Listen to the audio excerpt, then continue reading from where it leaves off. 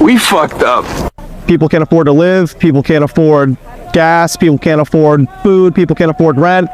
The cost of living has gone up within these past 4 years, and I think that everyone here has been a victim of that. In the future, I want to be able to own a home. And when he was president, the prices were a lot lower, especially for home buyers. And that is a huge issue for me. I want to be able to own my own home. I want to be able to start a family at an affordable cost. I like the no tax on tips and no tax on overtime. I'm a big fan of lowering taxes personally, and in high school I worked jobs that I earned money through tips, so that would have been able to help me save a lot more for college, and I think that would have helped me out a lot more in the long run. I'm a big Christian, and I feel like that's the most important thing. And if the country is led towards righteousness and goodness, then we're going to be in a good place. And if it's not, which I believe that Kamala Harris would bring us all the way down and sink us and make us corrupt, we're not going to be able to get out of it. Oh why do poor white people vote against themselves time and time again? They vote for Trump and the other MAGA politicians only to have every promise broken, prices go up, social supports evaporate. Here's why. First, remember what I talked about recently, the psychological wage of whiteness. That term was coined by W.E. Du Bois to describe poor white folks being paid with social status rather than decent living conditions. They're convinced by the elites that they're better than black folks, better than immigrants, Latinos, LGBTQ folks. They're convinced that being white puts them in the same league as the elites. Of course, the elites know otherwise, but the poor whites buy it because they're grasping at straws. Second, they are convinced that the people they're supposedly better than are the big threat in their lives. Not the rich, not the corporations or the politicians, but immigrants, black folks, welfare queens, LGBTQ, criminals, the usual scapegoats. Third, the elites promise protection to poor white folks. A politician comes along and says, I'll keep those people in their place, or I'll kick them out, or I'll lock them up. Or, more politely, I'll defend your values. They don't say, I'll make your life better. Well, they say it, they just don't mean it. They'll say, I'll make sure they don't get ahead of you. Fourth, they vote for the punishment, not the policy. When a law gets passed that slashes public housing or school funding or food aid, they think, good, that'll stop those lazy freeloaders. And they do some mental gymnastics that make them believe it's worth losing those things for their own families in order to see those problematic black people and immigrants and so forth being punished. It gets to a point where just seeing those guys being punished is reward enough, which is pretty sick, but that's how behavior works. Their housing, schools, and groceries are on the chopping block too, but they blame that on Biden. Always a scapegoat. They get hit by the same policies they were told would punish the others, and they blame the wrong people. The system fails them, but they've been trained to blame the scapegoats, not the cause, which is the rich people, the people they voted for. So they think the problem is still those people, not the fact that they were personally manipulated by the people they voted for. They're basically saying, I'll take the hit as long as you don't help them, or worse, as long as you hurt them. That is the psychological wage Du Bois was talking about, the trade-off between material security for racial status. And that's a crying shame, folks. One share, like, save, and comment shows that you care about white people taking responsibility for racism in America. This work is important to me, and I want to keep doing it. If you want to support me, consider a donation of any size to coffee.com/Kelly Snyder. And yeah, spelling is important. Get curious. I'm so sick of Democrats calling me a bigot just because I voted for Trump. I voted for his economic policies, not like the bad stuff. Well, if you voted for him, you voted for all his policies. That's how it works. It's not really a buffet. I was just sick of all the out-of-control spending by the Dems. Republicans are better for the economy. What? They are. Facts over feelings, though, right? Duh. The U.S. economy has historically done much better under Democratic presidents than Republican ones. I'm serious. On average, since the end of World War II, real GDP has grown about 4.3% under Democrats and 2.5% under Republicans. 10 of the last 11 recessions happened under Republican presidents. Yeah, because they inherited a bad economy from the Democrats before them. Ooh, let's definitely come back to that one. But in terms of jobs, total job growth averaged roughly 2.5% per year under Democratic presidents and just over 1% for Republican presidents. Okay, but plenty of people have made a lot of money under Trump, so I would probably check those numbers. I always check the numbers, but you're right. There are plenty of people who have made a lot of money under Trump. Not regular people, but billionaires, for sure. Under his 2017 Tax Cuts and Jobs Act, the wealth of U.S. billionaires jumped 77%. $2.2 trillion in the years following. Must be nice. And now, according to the CBO, the top 10% of families in the U.S. control about 60% of the nation's total wealth, while the bottom half of families hold just over 6%. Now, you said Republicans do worse because they inherit a bad economy from Democratic presidents. Yeah. No. The historical data shows that Democrats often inherit a weaker economy and leave a stronger one. Republicans inherit a stronger economy and leave a weaker one. The economy doesn't just happen. It responds to leadership, policy, timing. And Democrats simply have a stronger record. Are the Penguins gay? I don't know. After all this talk about Somalians and millions of our taxpayer dollars being wasted, I truly think Americans are fed up at this point. To the point now where they're talking about literally going on a tax strike. Listen, I'm all for it. Because look around you, everything is fraud. Trump's met with Netanyahu already for the 5th time, while we keep sending billions to Ukraine and Israel, and my generation can't buy a house. Like ever. And these boomers will laugh in your face and say, work harder. The GOP would rather raise the retirement age to 70 than just enforce immigration law. And before anyone says anything, I voted for Trump. I supported him. It's about to be the end of 2025, and here's what people are noticing. No high-profile arrests, no mass deportations, Epstein files redacted, crime and inflation is out of control. Americans are told by the president that we don't have talent while H-1B visas are replacing us, funding wars we didn't vote for, and we get mocked by a country the size of New Jersey in the Middle East daily.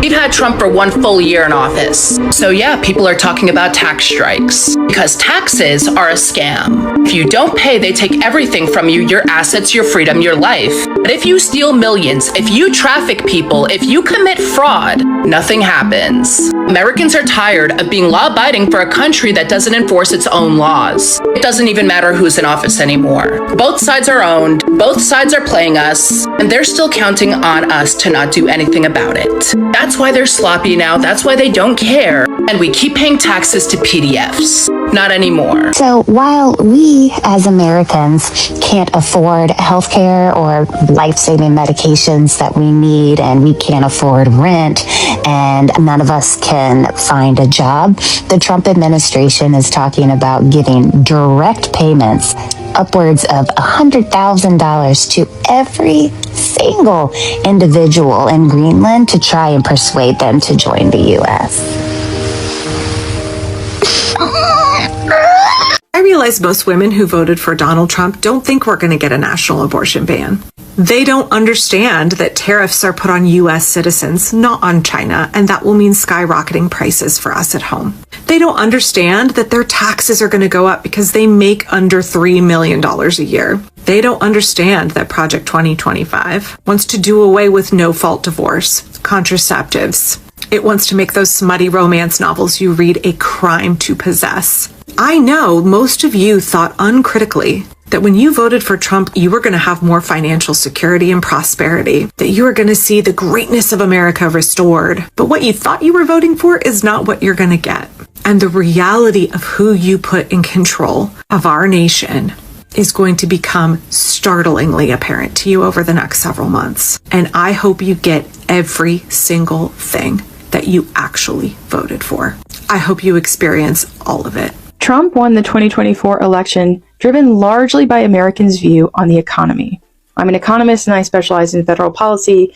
What do I make of all this? I have, I think, 3 things to say immediately. 1, the problem that Trump tapped into, the anger he was able to capitalize in being ushered back into the presidency, it is a problem that is so much bigger than inflation for 2 years. It is a 5-decade stagnation and decline in American living standards. It's not just 12 months of inflation or 18 months of inflation. It is a structural failing of our economy, and he tapped into it and made it very palpable for Americans, as did inflation. The second thing is that however deep or big that problem is, he is probably not going to solve it or even address it at all. I mean, he's good at tapping into anger, but he doesn't have economic policy solutions for what is driving the problems that most Americans are facing. So that means, my third thing, that, the future is whoever can build the solution, right? Democrats lost the election, but they can still win the problem if they can come up with a set of solutions that will actually address it. Americans have told us how angry they are about certain aspects of the economy. Trump isn't going to fix it. The policies that he's articulated don't even come close to addressing it, which means we have to identify the solutions to build a better economy. We have to make people feel empowered that they can fix their economy. One of the most striking exit poll numbers that I saw on this NBC review was just how high a share of Americans think that the best days of America are behind us. I have a very small platform, which is like me and my hostage-like situation closet, and I have a column for Bloomberg, but to the extent I have that platform, I will use it to make Americans feel like the best is yet to come, because there are so many economic policy solutions that we simply have not pursued. We won't pursue them over the next 4 years, but we can do it in the future, and I want to use my space to talk about it. So first, what is the decline in American living standards, this economic problem that Trump tapped into? So the short version is American wage growth for the bottom 50% of Americans has not been high enough to maintain the same standard of living that they had before for certain key goods. So from 1973 to 2023, this is a 5-decade period, over a lot of presidencies, a lot of Democrat and Republican swings in power, the net wage growth, real wage growth, right? This is wage growth net of inflation. The real wage growth of the bottom 50% was $3, meaning if they made $10.50 in 1973, workers at a similar place in the distribution made $13.50 in 2023. It's a $3 increase in wages over prices. That's next to nothing. That means that for the bottom half of Americans, their wage has barely kept up with inflation for almost 5 decades. Now, in terms of living standards, right? Living standards aren't a monolith. If your wage keeps up with inflation, you can afford things whose price is slower than inflation overall. And we have a lot of goods in the US whose price grows slower than inflation overall. Appliances, electronics, TVs, smartphones, computers, clothing, household furniture, a lot of recreational consumption, like books and music and movies, those have all grown much slower than prices overall. And so that's a living standard that has improved for a lot of Americans. Even cars have grown a lot slower than prices overall, kind of up into this last spike of inflation. So people can have more cars, they can have smartphones and TVs and tablets and household furniture and appliances, and they can afford all of that more. That living standard has increased. What they can't afford are the goods whose prices rise faster than inflation. And these are the big ones: housing, healthcare, childcare, college tuition. All of these rise much faster than prices overall, which means that even as Americans are maybe able to afford more consumer goods on average, they're not able to afford these kind of hallmark American goods like a house. Well, this is a 5-decade problem, and it has a lot of variation within these 5 decades. Some years, some eras are better than others. Well, during the inflation spike of 2021, it basically pushed kind of this 5-decade simmering problem to the edge. Food, which had been, basically price for food has grown with the price of inflation overall for most of the period I'm talking about. It jumps above inflation, and all of a sudden you have American households who maybe had grown accustomed to the fact that they couldn't afford housing, or they couldn't afford healthcare, or they can't afford childcare, and suddenly they can't afford food. It was such an acute realization, such a breaking point moment for a problem that has been going on for so long. It was basically like an economic bill that came due during Biden's administration. I mean, for the record, I think Biden did a pretty remarkable job considering we didn't fall into a recession. But I also know that that's really cold comfort to tell people like, oh, you can't afford your life anymore, but hey, at least we're not in recession. Like, you can't tell people to feel better that it's not worse when they already feel bad enough. So that is a very real economic problem, and voters told us in 2024, that it is salient for them, and that however long it's been cooking, it's salient now. Well, that is a pretty intense economic problem, and 5 decades of stagnating wage growth and a price kind of not out of control, but prices increasing for goods like housing, healthcare, childcare, college tuition. Those aren't like necessarily quick fixes. But I think my second take would be, however deep this problem goes, however upset Americans are about it, I don't think Trump's going to do much about it because he hasn't articulated any policy that gets to the root of the problem, either how much those things cost or how much Americans earn. The deportation policy and the tariff policy, I don't even really give those the dignity of being an economic policy. He has found that Americans enjoy blaming people. It's a pretty natural instinct. He's able to capitalize on it well. And like right now, everything is China and immigrants' fault. And so we've designed policy to be, deliver retribution to them. They have economic consequences, but they're not economic policy. And I think he'll make a show of pursuing them. It'll cause some problems, and he'll be like, well, they won't let me do it anymore. Something like that. Rile up his base, but not actually pursue them. The one policy that he is guaranteed to pursue is a tax cut. Because he cut taxes in 2017, most of the tax cut is going to expire on the household side, and so now he wants to renew the tax cuts that he passed. This will not help Americans. And if you think that that's a crazy statement, let me remind you, we have cut taxes on trillions of dollars of levels in 2001, 2003, 2012, and 2017. Is the 2025 tax cut going to solve all the problems that those prior 4 did not? I mean, we have spent over $8 trillion on reducing taxes for Americans. And you know what? They can't afford housing. They can't afford childcare. They can't afford food. We can blame these things on the inflation that took place under Biden, but these tax cuts did nothing to help the living standards of Americans, because you cannot change the trajectory of living standards. You cannot radically improve Americans' living standards through a tax cut. You have to build policy around addressing problems, and tax cuts simply don't do it. But we're probably going to spend another $4 trillion on them, because that's how much his tax cut is supposed to cost. That's what the estimates are right now, which means we'll have invested $12 trillion over a 25-year period into a proven non-solution for the economic problems that Americans have said very clearly is what is important to them right now. Politicians and politics will change Americans' view on the economy. If you're a Democrat, you're happier when a Democrat's in office. When you're a Republican, you're happier when a Republican's in office. But this problem will not go away, even if Americans are less angry about it once he's in there. Tax cuts aren't going to do it. They're going to cost a lot of money, and they're going to fail to solve the problem, as they have failed to solve the problem on 4 prior occasions. And we are going to arrive at the same place. It's just a different version of the same place in 4 years. The last thing I want to say, while I have the time to say it, is that we have great policy solutions that America has not put in place that can help Americans. It requires paying for them. It requires an investing in them. But I think more than anything, it requires Americans believing that they could be effective.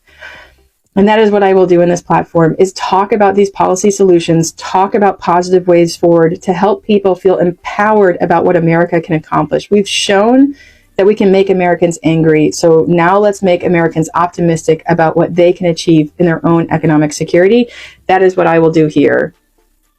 That is my third takeaway from the election. I hope you follow me and you can kind of come along on this journey as we talk through what the problems are in America and how we can solve them. It won't come out of the next administration, but that doesn't mean it won't come at all. And we can build a better future. We can absolutely build a better future.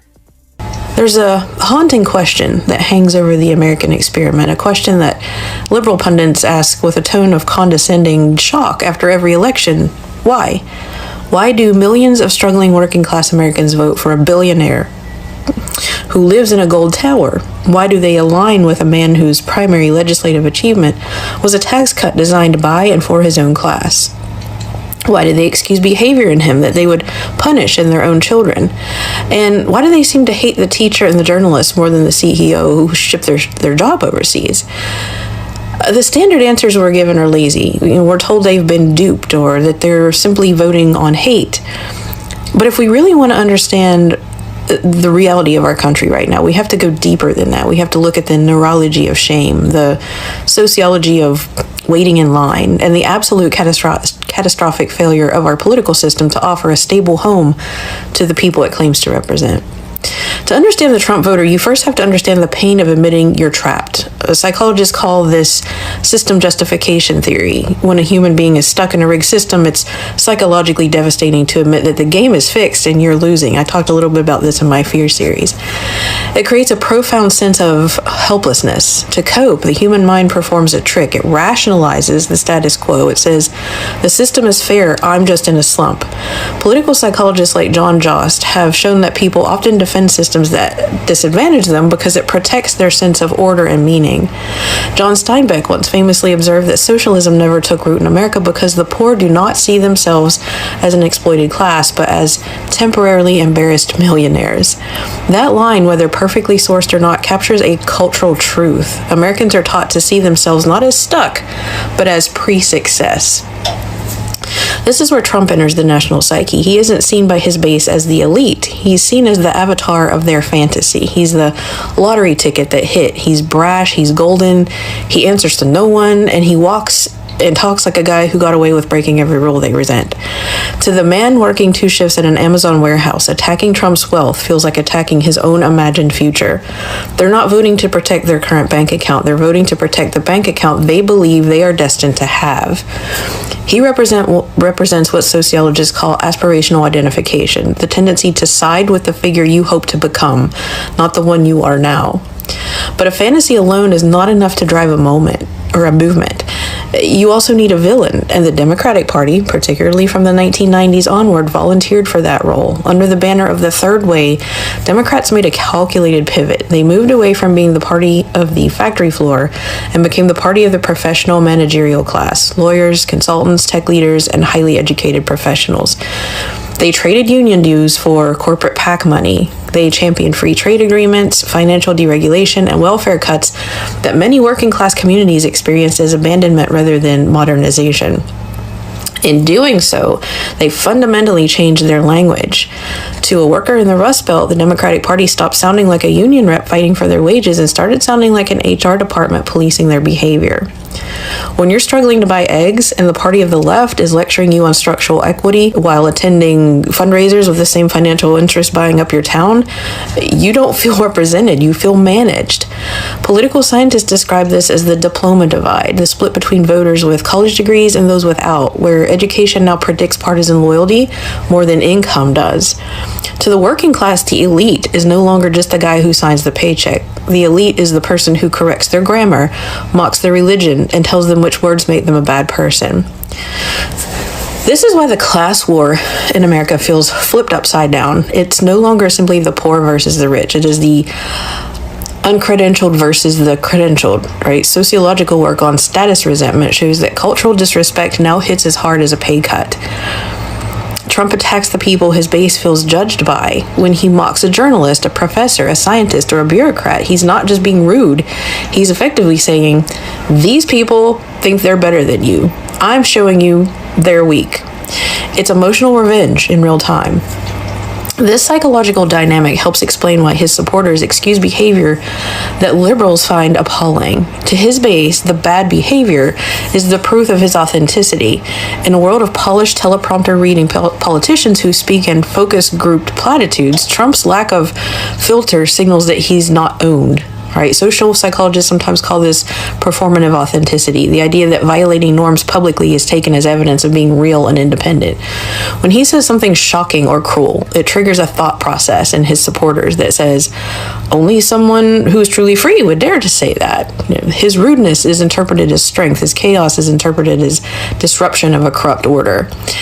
It also taps into the power of vicarious retribution. If you feel humiliated by the system, seeing your champion humiliate the system feels like justice. Every time he owns the libs or breaks a norm, it delivers a small dopamine hit of borrowed status to those who feel left behind. It's revenge by proxy, and that doesn't make the cruelty acceptable. It explains why the cruelty reads as cathartic to the people cheering. However, we can't ignore the hardest, most essential part of this conversation, the friction of social progress.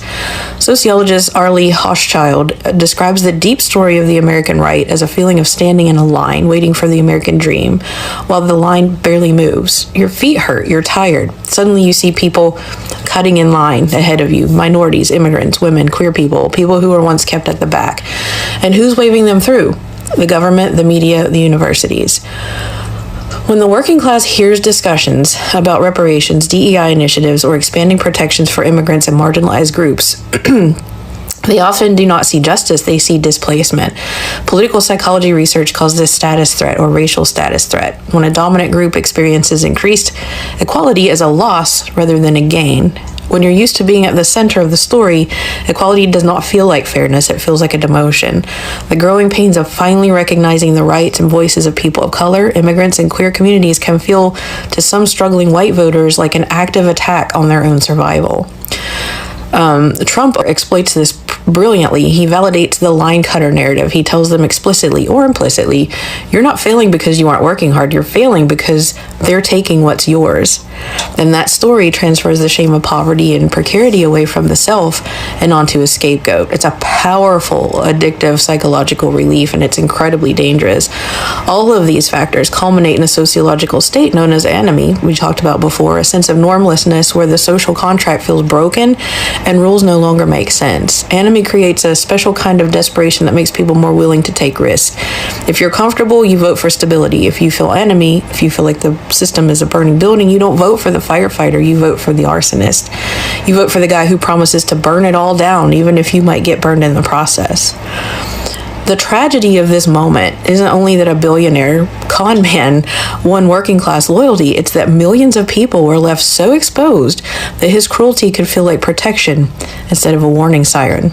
The modern left has poured enormous energy into defending the humanity of immigrants, queer and trans people, and communities of color, often against a movement that treats other people's pain as entertainment.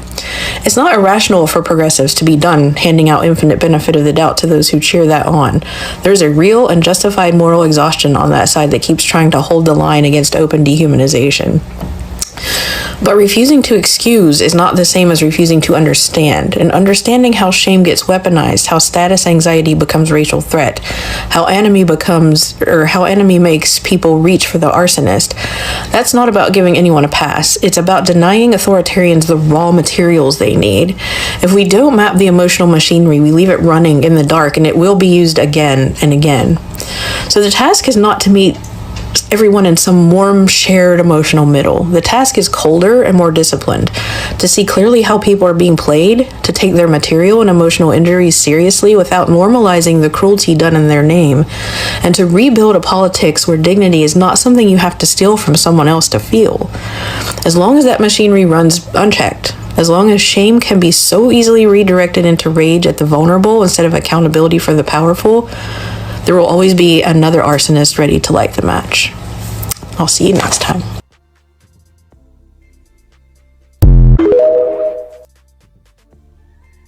Hi guys, welcome back to my channel. I hope that you have been keeping safe wherever you're watching me from, and yeah, I just hope that you are continuing to keep safe.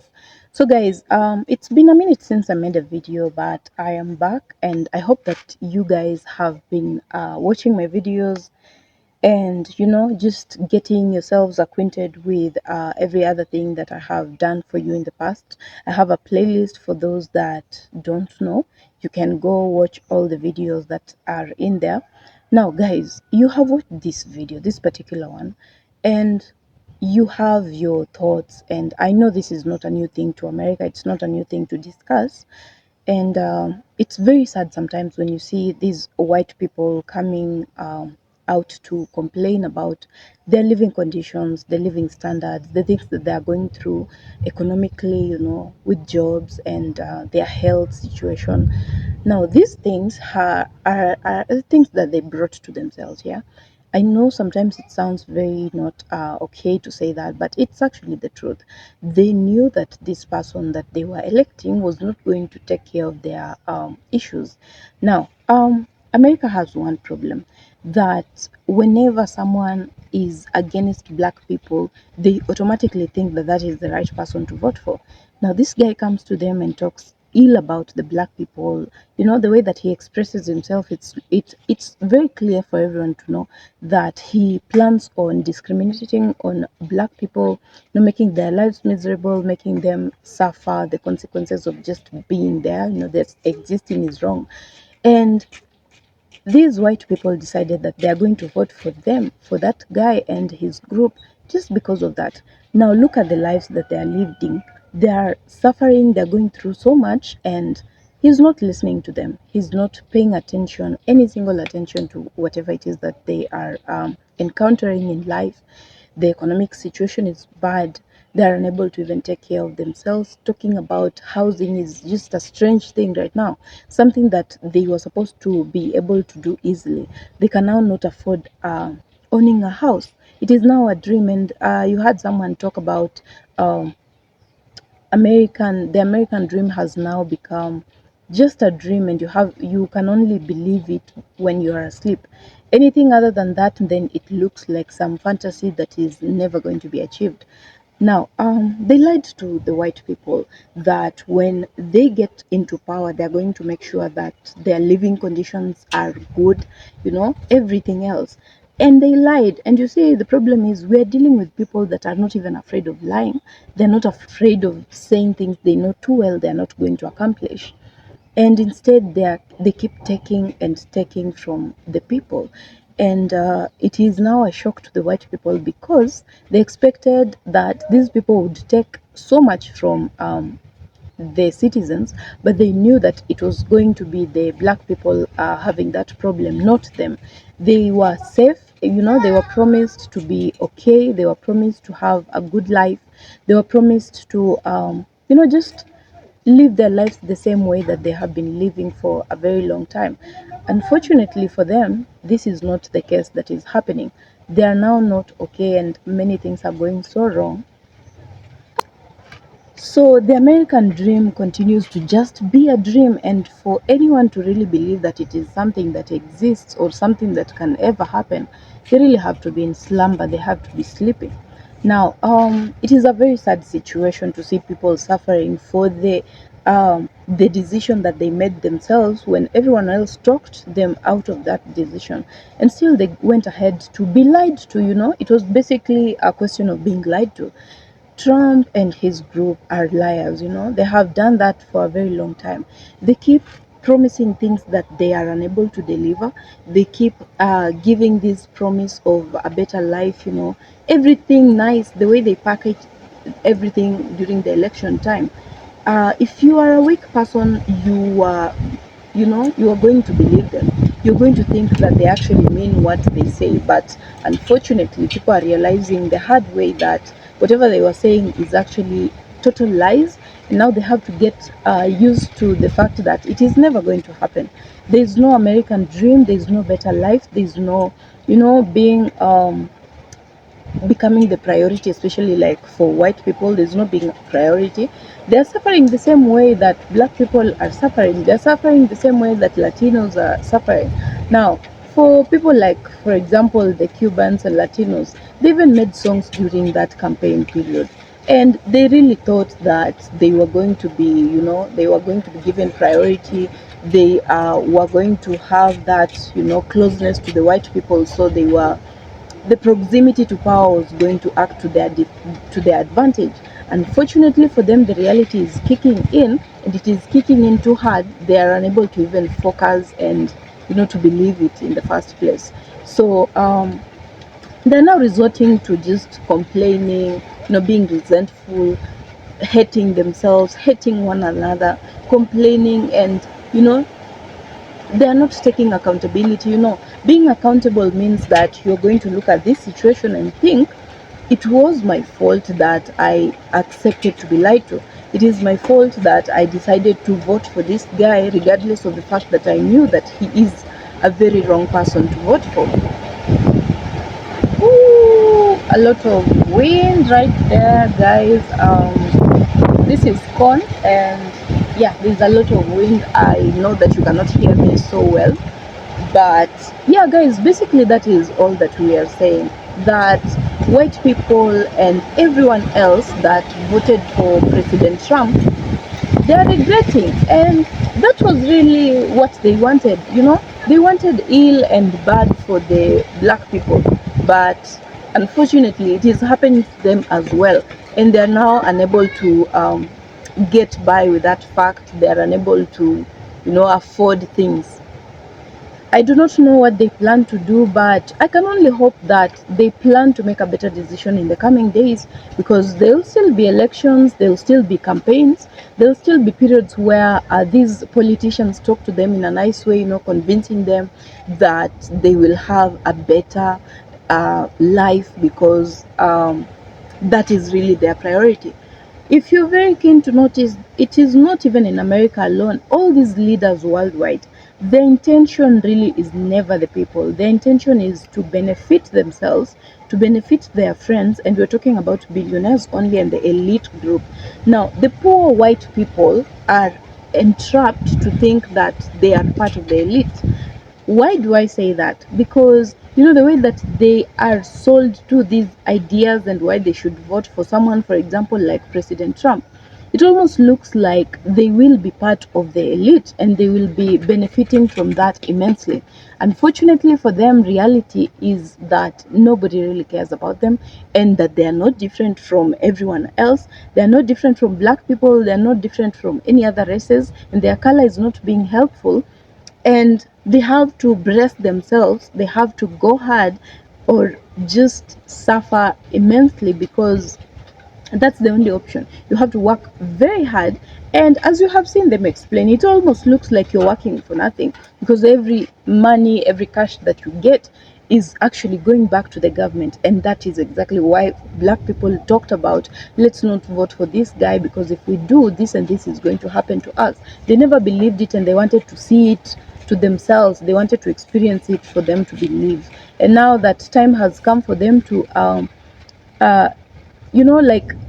get used to what they voted for, they're now just they're complaining everywhere. They're not believing their eyes. How don't you believe your eyes when you knew so hard that this guy has been having a very bad track record? He is a liar. He does not mean anything that he says except if it benefits him or his family, and you are there believing him. What did you expect? I'm not trying to make the white people or the people that voted for President Trump to feel bad. I am just saying it as it is. It's the reality of things. You voted for this guy knowing too well that he is unfit to be president, he's unfit to lead, he's unfit to guide people into the right path. And yeah, that is a lesson learned. I hope that next time people will think differently, they will act differently, and hope for different results, so that the American dream becomes really an American dream. Yeah, so guys, I will see you on my next video. Bye for now. And if you've not subscribed to my channel, kindly consider subscribing. And if you're a returning subscriber, thank you so much. You are the reason that I keep making these videos. It's so windy out here, this is corn, some dogs. Guys, I'll see you on my next one. Bye for now.